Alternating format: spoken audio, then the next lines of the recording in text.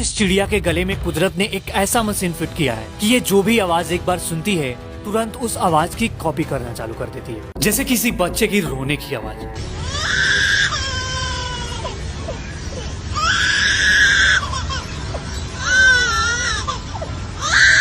या फिर दूसरे पक्षियों की आवाज।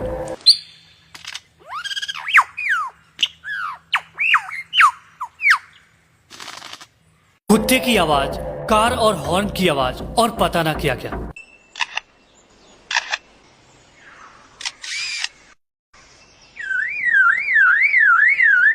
दरअसल इस बर्ड का नाम है लायर बर्ड, जिसे मिमिक बर्ड भी कहा जाता है। ये बर्ड किसी भी आवाज की कॉपी लगातार 30 मिनट तक कर सकता है, जब तक इसे कोई दूसरा आवाज ना सुनाई दे।